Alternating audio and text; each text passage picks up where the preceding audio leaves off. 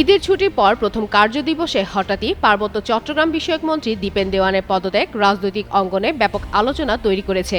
শারীরিক অসুস্থতার কথা উল্লেখ করে দায়িত্ব থেকে সরে দাঁড়ানোর সিদ্ধান্ত নিয়ে তিনি প্রধানমন্ত্রী দপ্তরে জমা দেন পদত্যাগপত্র, যদিও পরে তা গ্রহণ করা হয়। তবে এদিকে দৈনিক প্রথম আলোর এক প্রতিবেদনে বলা হচ্ছে, তার পদত্যাগের পিছনে শুধু অসুস্থতার বিষয়ই নয়, বরং রয়েছে আরও কয়েকটি কারণ।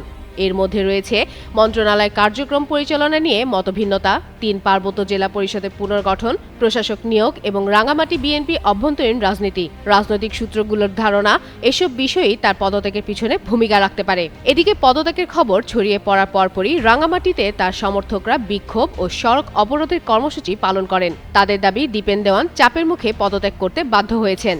রাঙামাটি জেলা বিএনপির সহসভাপতি সাইফুল ইসলাম প্রথম আলোকে বলেন, দীপেন দেওয়ান শারীরিকভাবে অসুস্থ নন। তার মতে এই পদত্যাগ পাহাড়ি রাজনীতি ও বিএনপির জন্য ক্ষতিকর।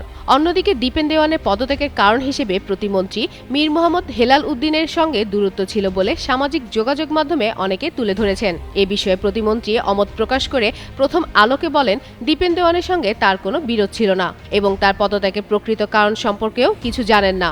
এছাড়া কাউখালী উপজেলা বিএনপি জ্যেষ্ঠ সহসভাপতি সাজামং মারমা প্রথম আলোকে দাবি করেন, দীপেন দেওয়ান দায়িত্ব পালনে সক্ষম ছিলেন। তার মতে চাপের কারণেই তিনি পদত্যাগ করেছেন।